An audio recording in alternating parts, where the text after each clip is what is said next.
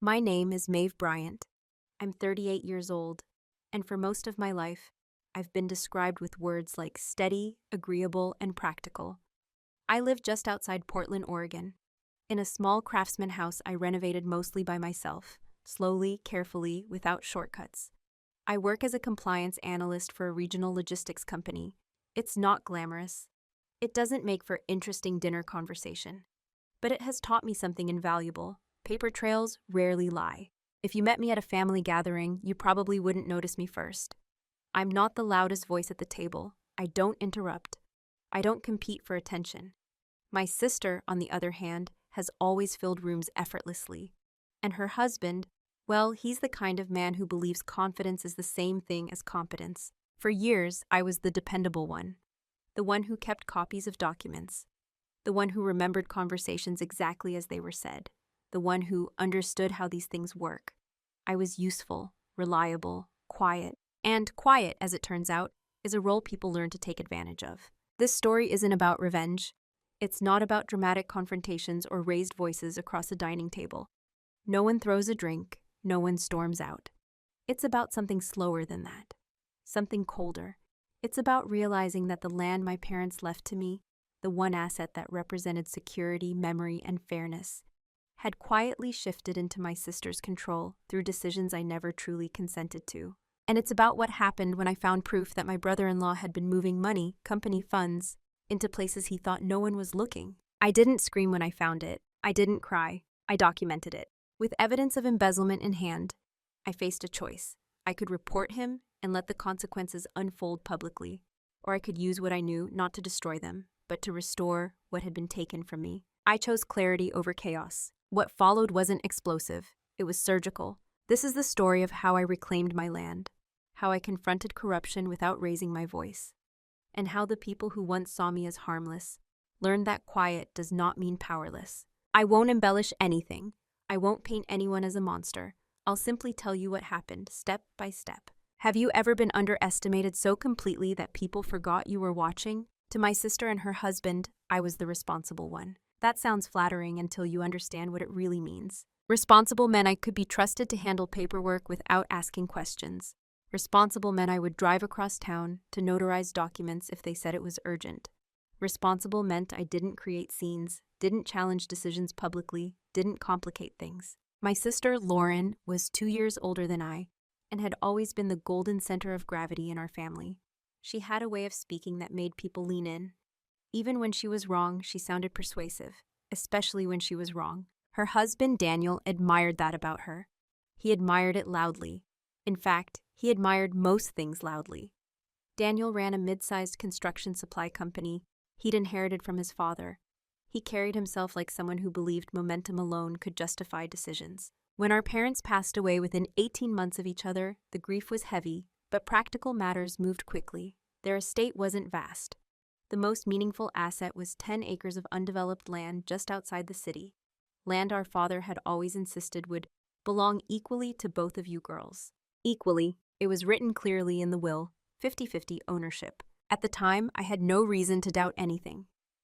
Lauren suggested we temporarily place the land under a single management arrangement for simplicity.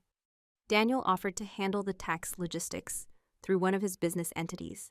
He spoke in efficient phrases. He used words like streamline and optimize. I listened. I remember sitting at their kitchen island, the three of us surrounded by folders. Lauren placed her hand gently over mine and said, "Maeve, you're so good with the fine print. You'll catch anything we miss." It sounded like trust. What it really was delegation. I reviewed documents. I flagged minor wording adjustments. I asked 1 or 2 procedural questions. Daniel answered smoothly, always smoothly. There was never hostility, never pressure, just a subtle implication that resistance would be an unnecessary complication. And I didn't want to complicate anything. We had just buried our parents. So the land was placed under a holding structure tied to Daniel's company for tax efficiency. My name was still on record. On paper, nothing had changed. 50% remained mine. But control had shifted quietly. Over the next year, decisions about the land began happening without my presence. Site assessments, soil evaluations, conversations with potential developers. Each time I heard about them after the fact, Lauren would smile and say, "We didn't want to overwhelm you. We know how busy you are." It was framed as kindness. I was invited to updates, not decisions. At family gatherings, Daniel would casually reference our property while discussing future plans. The way he said it implied stewardship, leadership, ownership. No one corrected him, not even me. I told myself it was temporary. I told myself that shared assets often operate this way. I told myself that since my name remained legally attached, nothing fundamental had changed. But something had. I noticed small things. Email chains I wasn't copied on. A surveyor invoice was routed through Daniel's company accounts instead of a joint account. Casual phrases like, "We've decided," instead of "What do you think?" Each instance alone was harmless. Together, they formed a pattern. Still, I remained quiet. Because that was who I was to them. The steady one, the agreeable one, the one who would notice discrepancies but choose peace. They never considered that noticing is not the same thing as accepting. And they never imagined I was writing everything down. Part 2, the first small cut. Approximately 590 words. The first real cut wasn't legal. It wasn't financial. It was conversational. It happened on a Sunday afternoon, about 9 months after the land had been placed under Daniel's company structure. Lauren hosted brunch at their house. Her usual spread of citrus salad, warm pastries, and carefully arranged flowers that made everything look effortless. We were sitting outside when Daniel casually mentioned that a developer had expressed serious interest in the acreage. I paused mid-sip of coffee. "A developer?" I asked lightly. "That's new." Lauren smiled. "Oh, it's nothing formal, just exploratory." Daniel leaned back in his chair, confident. "They're looking at mixed-use potential, residential and small retail. It could significantly increase value." I waited. No one had told me about exploratory discussions. "I'd like to see the proposal," I said, calm, neutral. Daniel waved a hand dismissively, not rudely, but decisively. "It's preliminary, no reason to bore you with rough numbers." "Bore me?" Lauren laughed gently. "Maeve, you always get stuck in the details. Sometimes you just have to let things breathe." There it was, the first cut. Small, clean, almost polite. I wasn't being excluded aggressively. I was being managed. "I don't mind the details," I replied. Daniel's tone shifted slightly, still smooth.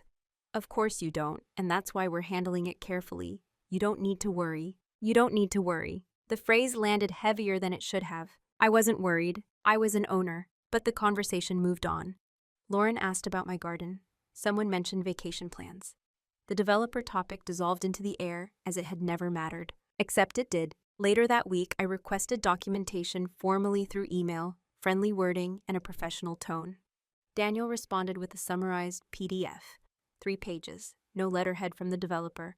No named contacts. Just projected valuation ranges and broad development concepts.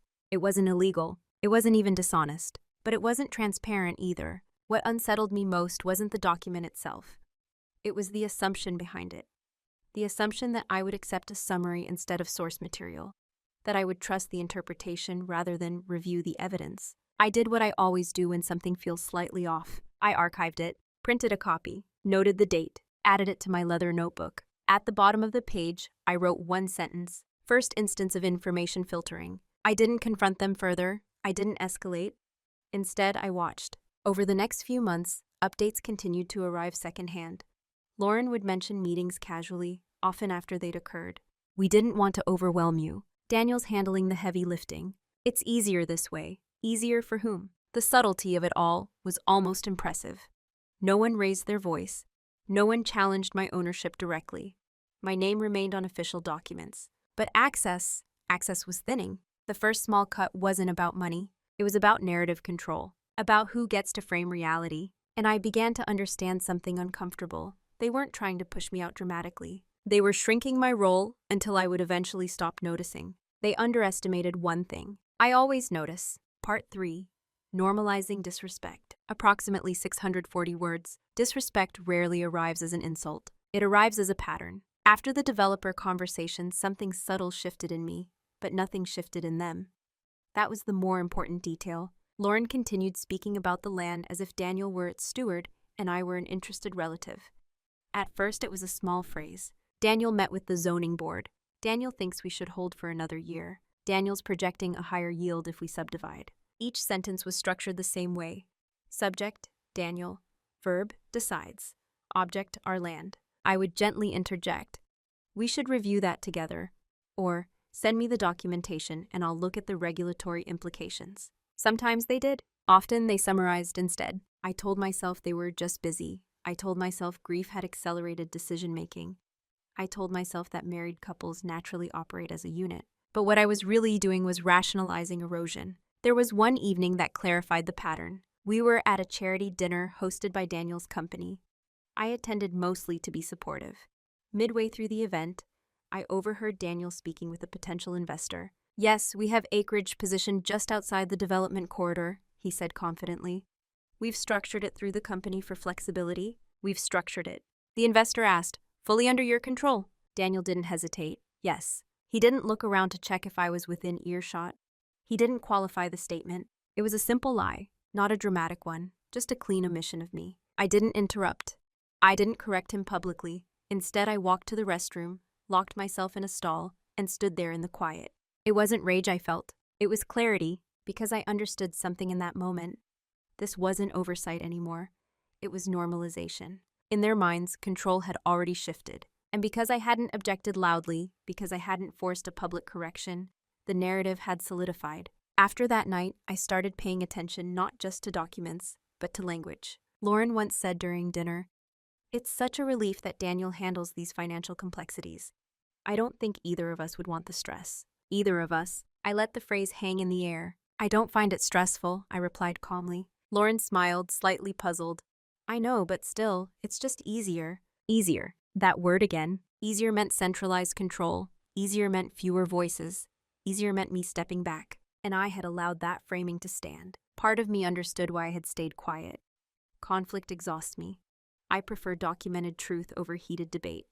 I believed that as long as my legal ownership remained intact, there was no real danger. But legality and leverage are not the same thing. Control grows in silence. The more I refrained from correcting small misstatements, the more confidently Daniel made larger ones.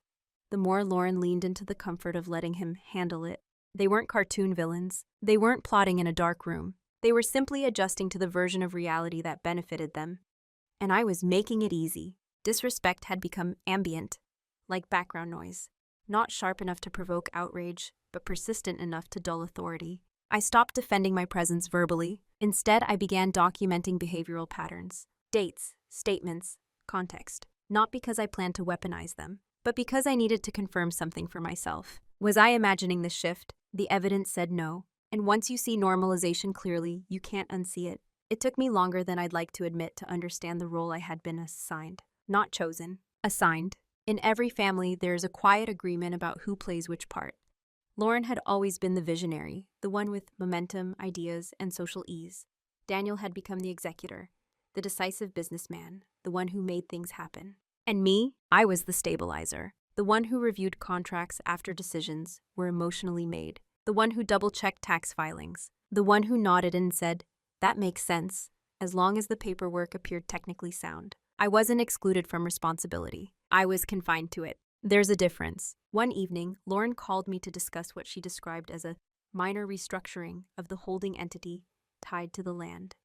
Daniel's company, she explained, needed to adjust internal accounting categories for liquidity flexibility. Her words were smooth but vague. "I'll send the updated documents," she said. "It's procedural." Procedural. When I reviewed the paperwork, I noticed something important. Operational authority clauses had been broadened. Daniel's company now had expanded discretion over leasing negotiations and preliminary development expenses, without requiring dual authorization for amounts under a certain threshold. It was subtle, technically defensible, strategically significant. I called Lauren. "Why wasn't this discussed beforehand?" I asked evenly. She sounded surprised. "Maeve, it's not a big change. Daniel's just making it more efficient. You trust him, don't you?" Trust. That word is often used to replace consent. "I trust documentation," I replied. "That's different." There was a pause. For the first time, her tone sharpened slightly. "You're making this harder than it needs to be." And there it was. My assigned role wasn't co-owner. It was a facilitator. I was expected to make smooth transitions, to validate decisions after the fact, to prevent friction, not create it. Reliable, useful, invisible. If I objected too strongly, I would violate the unspoken contract. The steady sister doesn't destabilize things. So I didn't object strongly. I signed nothing immediately. Instead, I requested revisions. small technical clarifications that slowed implementation without triggering open conflict. Daniel responded with restrained irritation masked as professionalism. "We're losing momentum," he wrote. "Opportunities require agility." Momentum, agility, all words that imply urgency. And urgency is the enemy of scrutiny. I began to see how the structure benefited them psychologically. If I resisted, I appeared rigid. If I complied, I faded further into the background. It was a carefully balanced dynamic, one built not on confrontation, but on expectation. They expected me to prioritize harmony over authority. They expected my caution to remain quiet. They expected that because I wasn't dramatic, I wouldn't be decisive.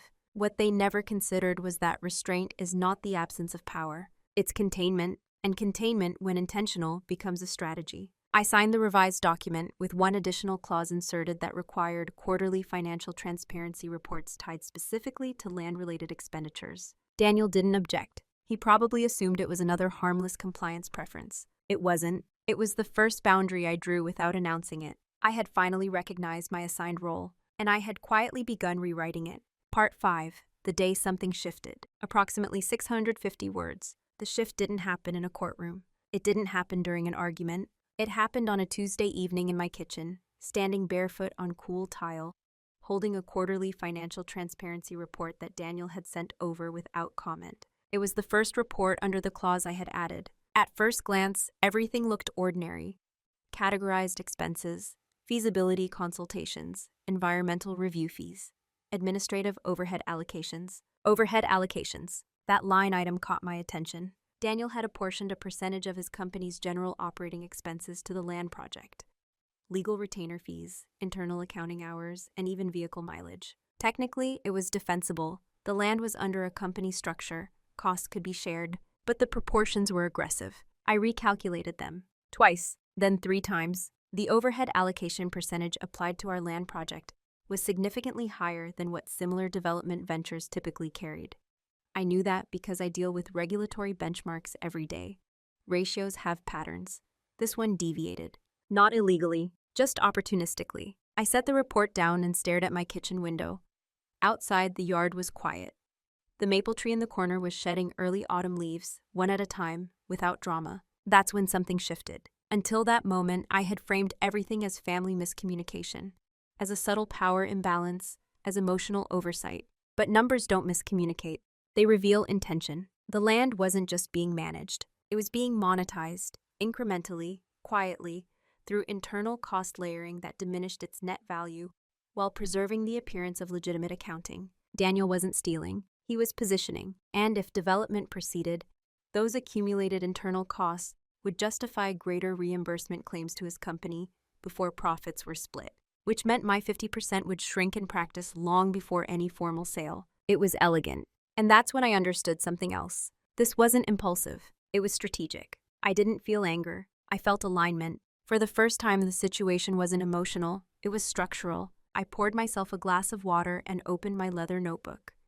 I wrote 3 words at the top of a fresh page. Control through cost. Then I began mapping. Quarterly allocations, percentage shifts, invoice patterns, vendor names. I wasn't preparing for confrontation. I was preparing for clarity. Up until then, my silence had been reactive. I stayed quiet because I didn't want conflict. That night, my silence became intentional because I realized something critical. If Daniel was comfortable adjusting internal expense structures, it meant he believed I would either not notice or not challenge it. Both assumptions were useful. I emailed him the next morning with a neutral subject line, clarification request. I asked for breakdowns of overhead calculations by department and time allocation logs supporting billable internal hours. Professional, direct, unemotional. He responded 2 days later. Polite, vague, incomplete, which told me everything. The shift wasn't explosive. It was internal. I stopped viewing the land as something being mishandled emotionally and started viewing it as an asset being strategically leveraged. And once you see leverage clearly, you stop reacting to behavior. You start studying systems. That Tuesday evening wasn't the day I decided to reclaim what was mine. It was the day I stopped hoping fairness would maintain itself. Fairness requires maintenance, and I was finally ready to perform it. Part 6. Silence becomes a choice. Approximately 640 words. After that Tuesday, I didn't change my tone. I changed my posture. Externally, nothing about me became sharper. I still attended dinners. I still asked polite questions. I still listened while Daniel spoke confidently about projections and timelines. But internally, I had moved from participant to auditor. And auditors don't argue, they observe. When Daniel's incomplete clarification email arrived, I didn't push immediately. Instead, I thanked him. I told him I appreciated the breakdown and that I would review further. He likely read that as compliance. It wasn't. It was time. Over the next several weeks, I stopped reacting in real time. When Lauren mentioned another exploratory conversation with a developer, I didn't ask to be included. I simply noted the date. When Daniel referenced our flexibility at a dinner, I smiled and let the phrase hang. Silence, I realized, unsettles people more than objections. If it's the right kind of silence, not passive, measured, Daniel seemed increasingly comfortable. He spoke more freely about restructuring options, about possibly securing interim financing against the projected land value. That word, financing, caught my attention. Using projected value as leverage implied something important. He was thinking ahead to capital positioning, which meant documentation would be moving through his company's financial systems. And financial systems leave trails. At work, I had spent years examining discrepancies that most people overlook because they're too small to seem meaningful. A miscategorized expense, a duplicated vendor code, a rounding inconsistency across quarterly filings. Patterns don't hide in chaos, they hide in routine. So I let routine continue. Lauren once told me over coffee, "I'm so glad this isn't stressful for us. You're so level-headed, Maeve." I studied her face carefully when she said it. She believed it. She truly thought everything was stable because I wasn't protesting. That was the moment I understood something deeply uncomfortable. They equated quiet with approval, and I had allowed that equation to stand for years. But this time, my silence wasn't harmony. It was reconnaissance. I began reviewing Daniel's company's publicly available filings. Nothing invasive, nothing unethical. Just regulatory disclosures are required for businesses of his size. Loan documents, supplier partnerships, expansion announcements. I wasn't looking for wrongdoing. I was looking for context, and context began to form. The company had recently taken on additional debt for warehouse expansion. Cash flow projections were tight. Development liquidity would be useful, very useful. The land positioned under his operational structure was an asset that could strengthen his balance sheet narrative, even before sale, which meant the overhead allocations I'd noticed weren't random. They were cushioning. I didn't confront him, not yet, because silence, when chosen intentionally, is not weakness. It's leverage waiting for timing. I made one quiet adjustment. I hired an independent land valuation consultant under my own name, separate from Daniel's company, framed as personal due diligence. Lauren didn't object. Daniel offered a thin smile and said, "You really don't miss a detail, do you?" "No," I replied calmly. "I don't." For the first time, he held my gaze a fraction longer than usual. He was beginning to sense that my silence wasn't surrender. It was an assessment, and assessment, when completed patiently, changes everything. Part 7. What they never noticed. Approximately 720 words. Preparation never looks dramatic from the outside. It looks like routine. After I commissioned the independent land valuation, I didn't announce the results when they came in. I read the report alone at my dining table, a yellow legal pad beside me, pen uncapped. The valuation was strong, stronger than Daniel's projected numbers in his summaries, which meant two things. First, the land was appreciating naturally due to the corridor expansion plans nearby. Second, his aggressive overhead allocations were eroding perceived net value unnecessarily. I placed his summary projections side by side with the independent valuation and began highlighting discrepancies. Not accusations, differences. Then I expanded my review outward. Because if Daniel was strategically positioning the land within his company's structure, I needed to understand the full architecture of that structure. Public filings became my evening reading. Quarterly disclosures, debt covenants, vendor partnerships, credit facility amendments. I didn't need insider access. Most businesses reveal more than they intend through compliance requirements alone. Patterns emerged. Daniel's company had recently reclassified several internal expenses as project development initiatives.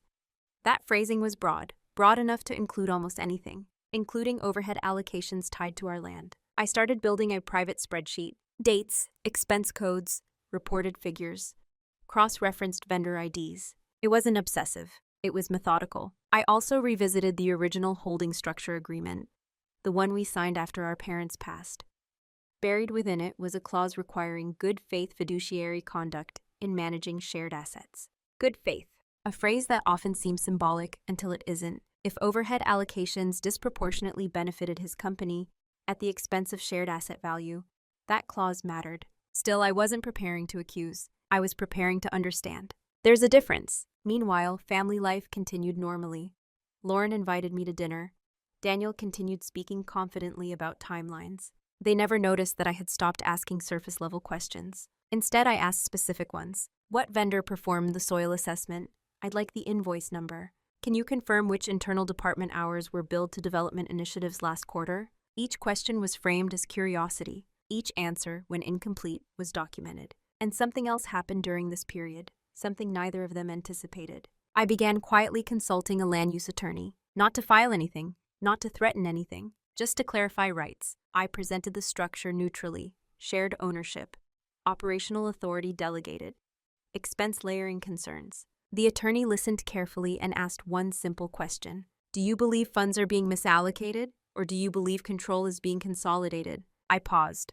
Both, I said. He nodded slowly. Then the issue isn't the land alone, it's leverage. That word again, leverage. I left his office with clarity, not instruction, because what I was uncovering wasn't just strategic cost positioning, it was financial pressure within Daniel's company. And pressure makes people careless. That realization led me somewhere unexpected. If Daniel were adjusting internal expense categories for liquidity optics, those categories would be subject to audit scrutiny at some point, especially with expanded debt covenants, which meant any misclassification, intentional or not, could escalate quickly under review. I didn't celebrate that thought. I noted it. Then something small but significant happened. While reviewing a quarterly disclosure, I noticed a vendor payment batch that didn't reconcile cleanly with reported development initiative totals.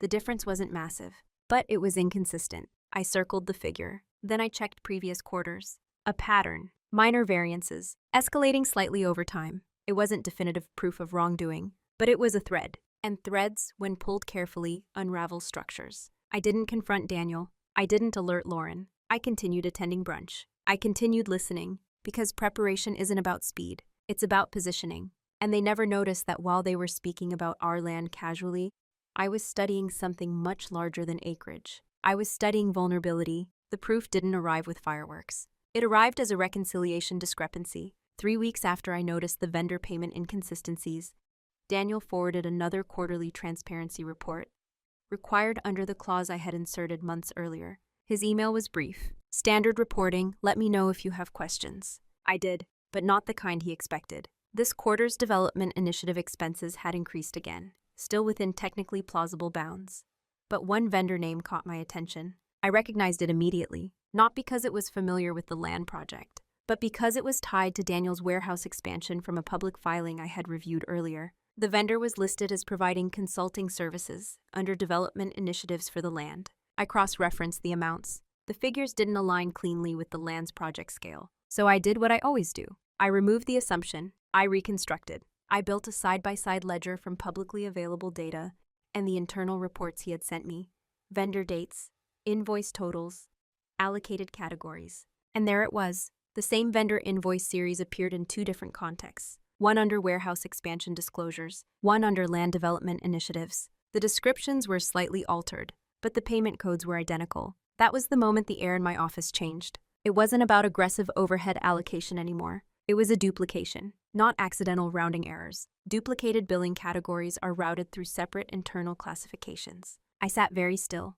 I didn't gasp. I didn't panic. I verified 3 times. Then I traced additional entries. Another vendor, smaller amounts. Same pattern. If funds designated for one project were being partially attributed to another for accounting flexibility, that wasn't just positioning. That was misrepresentation, potentially embezzlement. I leaned back in my chair and stared at the ceiling. For months, I had suspected consolidation of control. I hadn't expected financial exposure. And yet, once you understand pressure, exposure follows naturally. Daniel's company debt load had increased. Liquidity optics mattered. Reallocating certain expenses across development categories could temporarily improve internal ratios, especially if the land, co-owned land, was absorbing part of that cost. My phone buzzed. A message from Lauren about dinner plans that weekend. Normal life continuing uninterrupted. That's when the full weight of the discovery settled in. I had leverage, not emotional leverage, not persuasive leverage, documented financial irregularity. And I felt nothing, no triumph, no vindication, only clarity. Because leverage is heavy, it demands choice. I printed the reconciliation sheets and placed them in a new section of my notebook.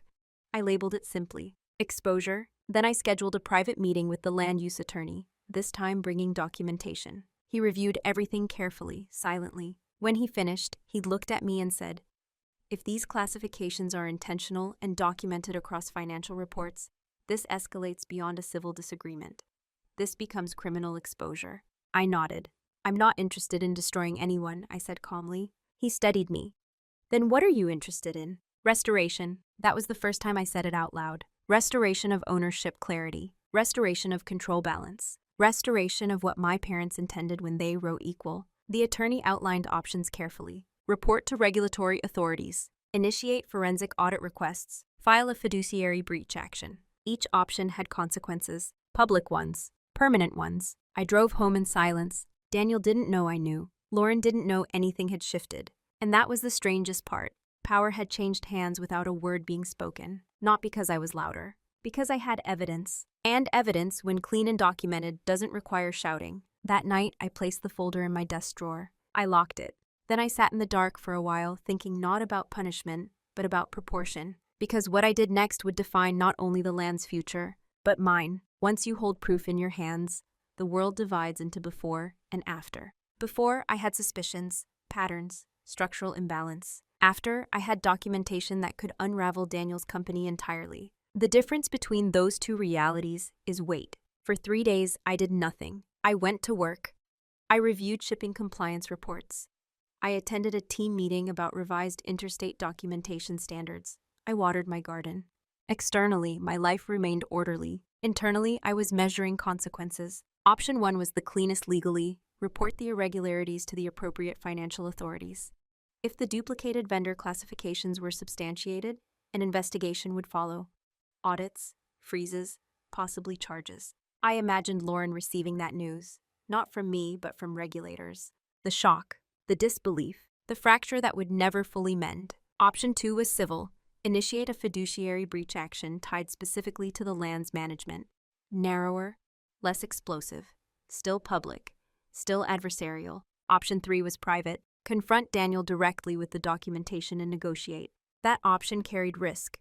If mishandled, he could attempt damage control, reclassification adjustments, retroactive corrections, narrative manipulation. But it also carried precision. And I prefer precision. The question wasn't whether I could expose him. The question was what outcome I actually wanted. I didn't want revenge. I didn't want to watch their lives collapse. I wanted the land disentangled completely from his company structure. I wanted my 50% restored, not just on paper, but in control. I wanted a clean separation. And the truth was simple. Daniel's greatest vulnerability wasn't jail. It was reputation. His company operated on credit lines, partnerships, and public trust.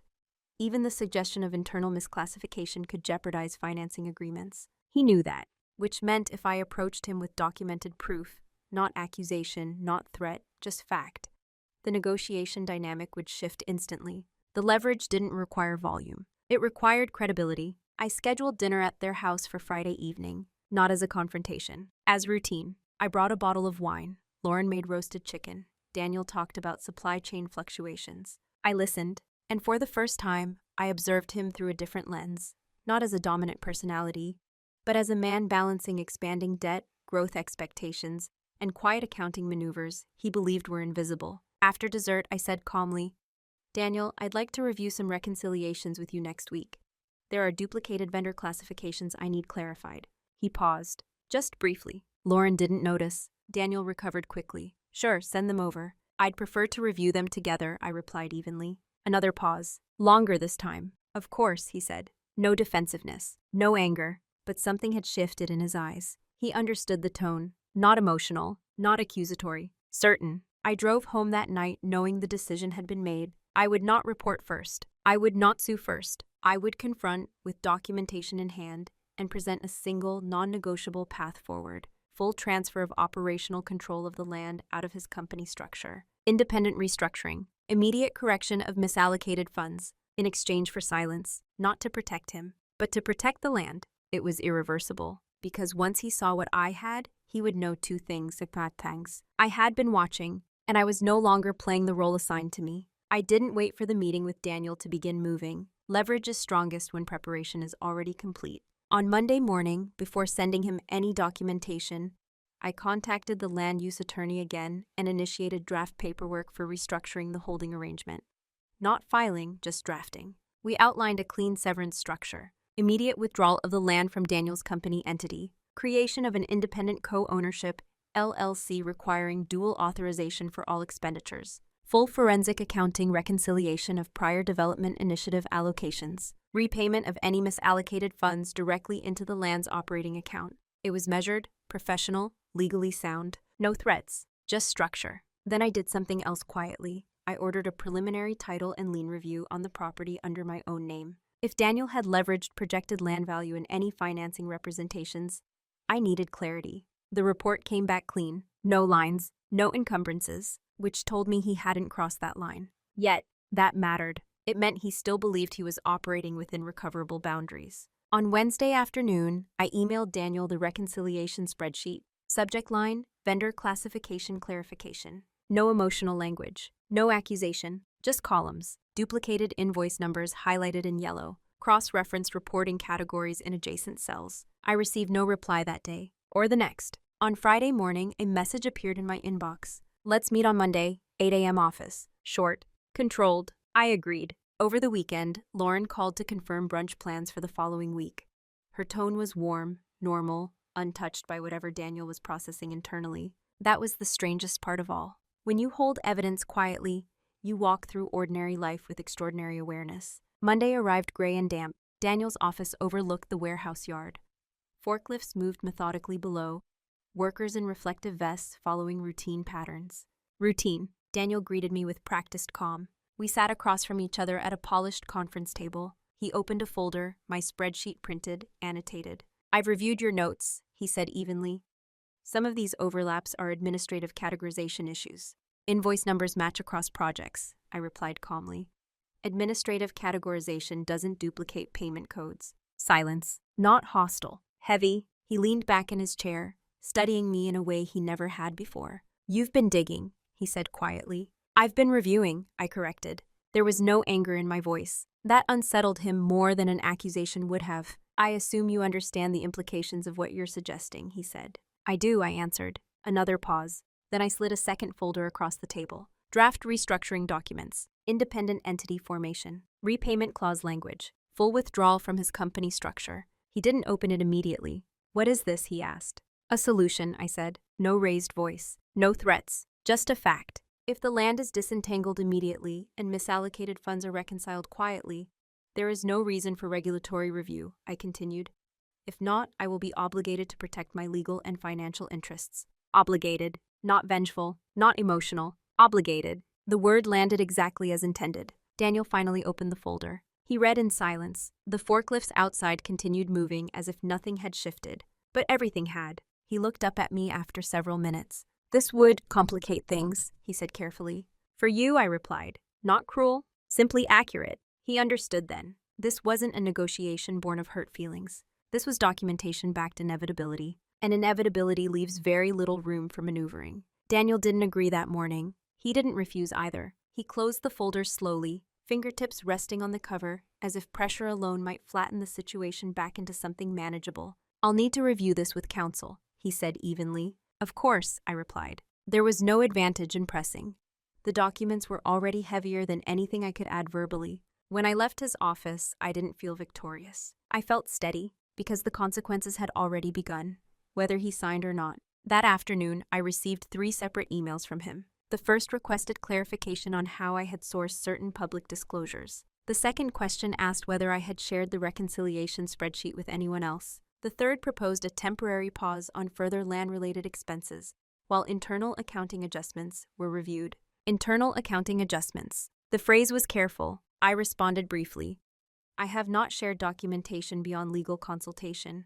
A temporary pause is prudent. Nothing accusatory, nothing inflammatory. But Daniel understood what the pause meant. It meant oversight had arrived. Over the next week, subtle changes rippled outward. Vendor activity tied to the land ceased entirely. The development consultant who had previously been referenced in nearly every quarterly report stopped appearing in expense summaries. Lauren mentioned casually over dinner that Daniel seemed stressed about expansion timing. I watched her closely. She didn't know, not yet, and that was deliberate. I had decided early that this confrontation would remain surgical. Daniel had created the structural imbalance. Daniel would correct it. Lauren's role had been passive alignment, not orchestration. I wouldn't humiliate her with revelations she didn't initiate. Still, tension began leaking through Daniel's composure. At a family gathering the following weekend, he was quieter than usual. He listened more than he spoke. When the conversation turned to long-term development plans, he avoided specifics. Lauren noticed. "You're unusually quiet tonight," she teased him lightly. "Just thinking," he replied. And I knew exactly what he was thinking about. He was calculating exposure. He was reviewing internal ledgers. He was likely speaking to his own attorney about classification defensibility and audit thresholds. The land, once a convenient financial cushion, had become a liability, because now it carries risk, and risk alters behavior quickly. 3 days later, I received a revised reconciliation file. This one was more detailed. Certain expense allocations had been reclassified retroactively. Duplicated vendor codes were corrected. But correction after documentation doesn't erase the pattern. It confirms awareness. I forwarded the file to my attorney with a simple note, "Adjustments underway." His response was brief. "That indicates acknowledgement." Exactly. Daniel hadn't admitted wrongdoing. He hadn't apologized. He hadn't accused me of overreach. He was recalibrating. And recalibration meant the power dynamic had shifted permanently. For the first time since our parents' passing, decisions about the land were being made with my awareness at the center. Not as an afterthought, not as a courtesy, as a necessity. The consequences weren't explosive, they were procedural. But procedure, when aligned with leverage, moves mountains quietly. And Daniel was beginning to understand that what he once considered my weakness, my calm, my patience, my silence, had become the reason he had no strategic advantage left. Part 12, Too Late to Fix It. Approximately 650 words. The formal response came 11 days after our meeting, not from Daniel. From his attorney. The email was professionally neutral, outlining a willingness to discuss restructuring of the holding entity in the interest of mutual clarity.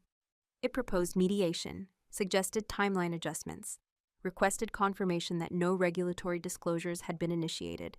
The language was careful, too careful, because once attorneys enter a room, spontaneity is gone. I read the email twice, then forwarded it to my own counsel. His reply came within the hour.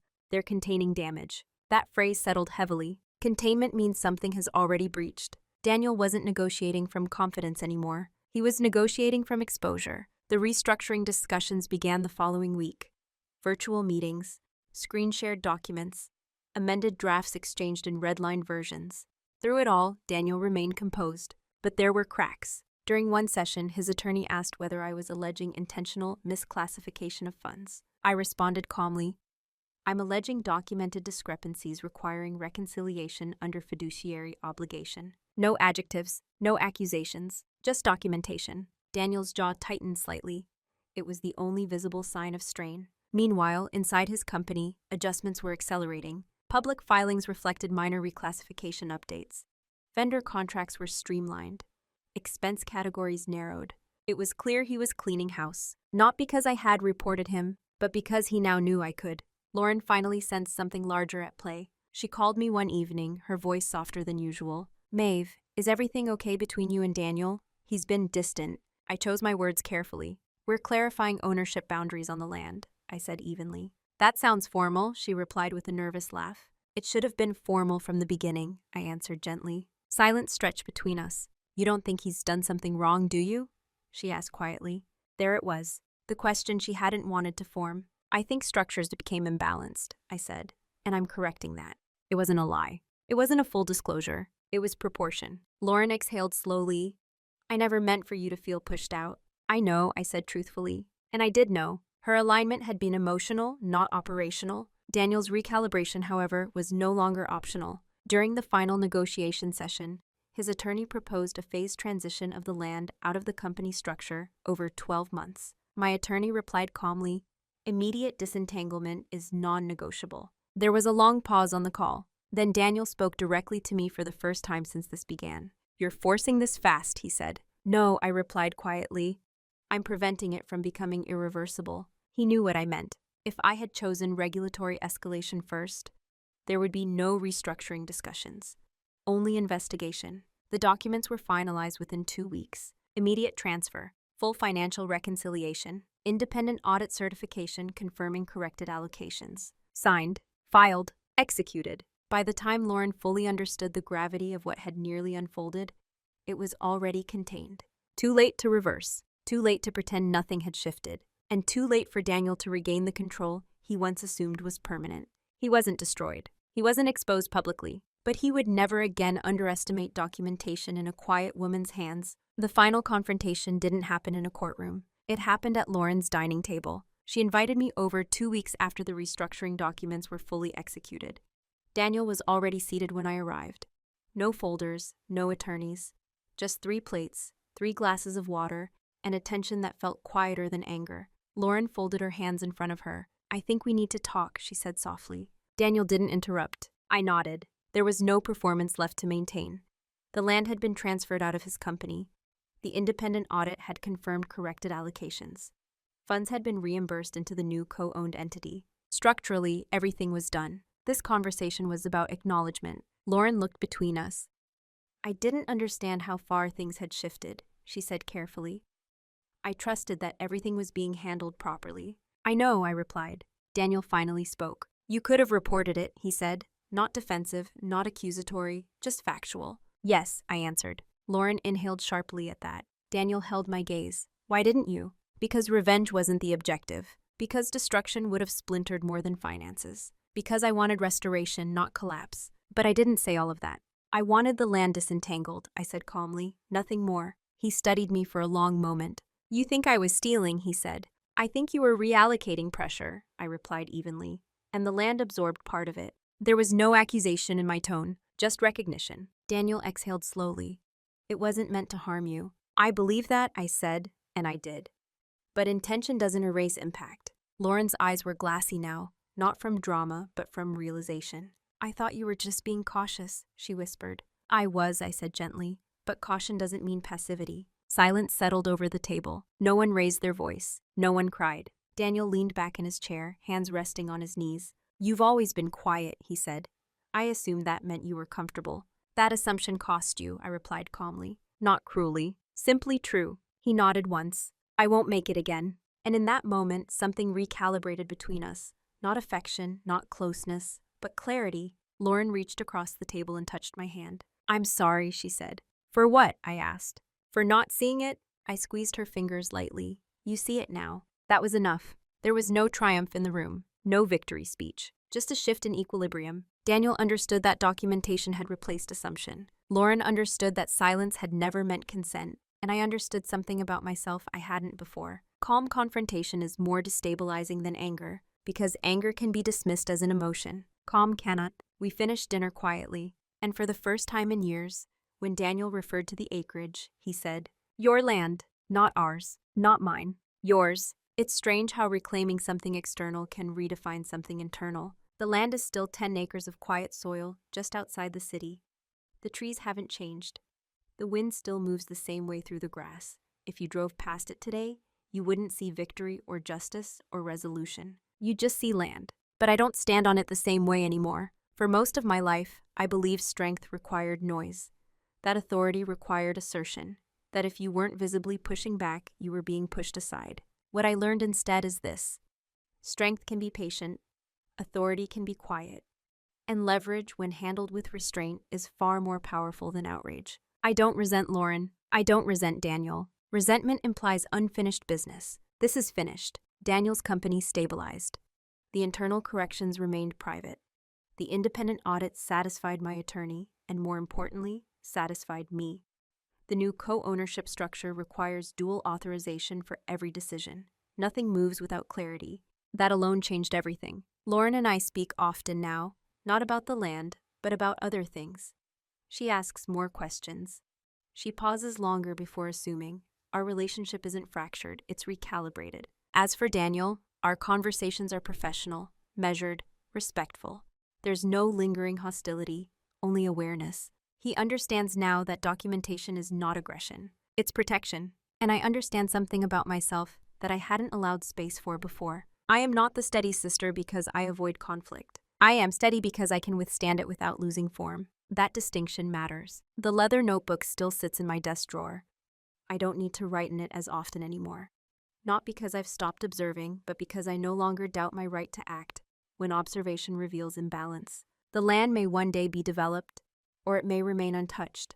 That decision will be mutual, transparent, intentional. But what will never return is the version of me who allowed narrative to replace documentation. I don't speak louder now. I don't interrupt more. I haven't become sharper or colder. I've simply become precise. And precision carries a quiet gravity that people feel without needing explanation. When I stand on those 10 acres, I don't feel triumphant. I feel aligned with my parents' intention, with my own moral code, with the understanding that fairness is not self-maintaining, it must be upheld, quietly if necessary. And I am no longer underestimated, not because I demanded recognition, but because I demonstrated a consequence. Part 15. Moral Closure and Comment Invite. Approximately 430 words. If you've listened this far, you might be expecting a dramatic ending. A collapse, a public apology, a moment where someone breaks down and confesses everything. But that's not how real power shifts. Real shifts are procedural, quiet, documented. What happened in my story wasn't revenge. It wasn't exposure for the sake of punishment. It was restoration through evidence. There's a difference between wanting someone to suffer and wanting something corrected. I chose correction, and I want to be very clear about something. Holding evidence doesn't make you cruel. It makes you responsible for what you do with it. I could have reported Daniel immediately. I could have escalated. I could have watched regulators dismantle what he built. But I asked myself a harder question. What outcome actually aligns with my values? For me, the answer wasn't destruction. It was balanced. The land was returned to neutral control. Misallocated funds were reconciled. Structural clarity replaced assumption. No shouting, no humiliation, just consequence. The quiet kind. And maybe that's the part I hope stays with you. If someone is underestimating you, if they're shrinking your role slowly, subtly, politely, you don't have to explode to be powerful. You don't have to match volume. You can observe, you can document, you can prepare. And when the moment comes, you can move once, with precision. Quiet dominance isn't about silence forever. It's about choosing when to speak, and making sure when you do it matters. So I'll leave you with this. If you discovered proof that someone close to you had quietly taken advantage of your trust, would you choose exposure or restoration? I genuinely like to know how you see it. Tell me in the comments.